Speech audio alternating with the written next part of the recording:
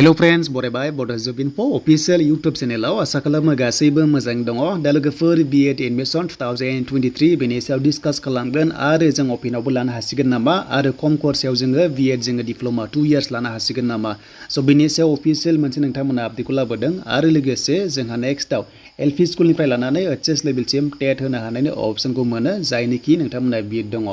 दा गोबां आसा खालामो जे खायसे B.Ed लानो हाया नाथाय लोगोफोर माबाफोर अपसन दं नामा स' बेनि सायाव कमेन्ट्स फैबाय थादोंमोन बेखौ लानानै मोनसे आपडेट फैनायलाय स' नोंथांमोनजोंहाय शेयार खालामना लाबाय जाहाथे नोंथांमोना गोसो दङब्ला B.Ed एडमिशन लानो हागोन फिउचारावहाय दा बिदिब्ला बे आपडेटखौ सोर होदों बबेयाव होदों जों बेखौ नायगोन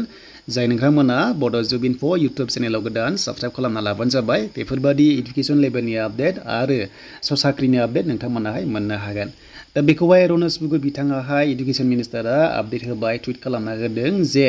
माखासे इनिशिएटिभ लादों अपेन सिस्टेमै बेनो जाबाय B.Ed कर्सखौहाय नोंथांमोना 2 years लानो हानायनि अपसनखौ मोननो थांगासिनो दङ एबा मोजाङै बेवहाय माखासे इनिशिएटिभ लानायखौ बिथाङा मेनसन खालामना होदों अके दा गुबुन डिफरेन्ट इउनिभारसिटिनि माखासे एक्सपार्टफोराहाय बेयाव डिसकासन खालामदों अके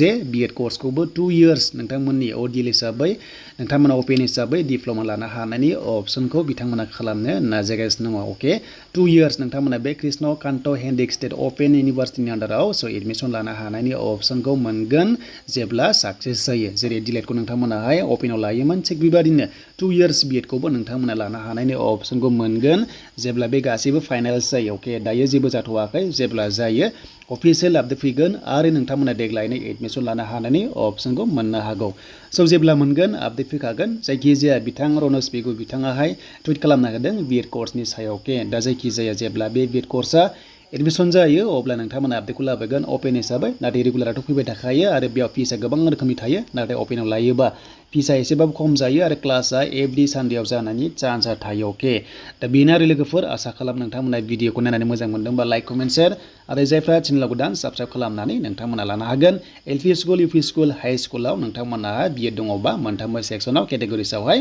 स' नोंथांमोना इलिजिबल जागोन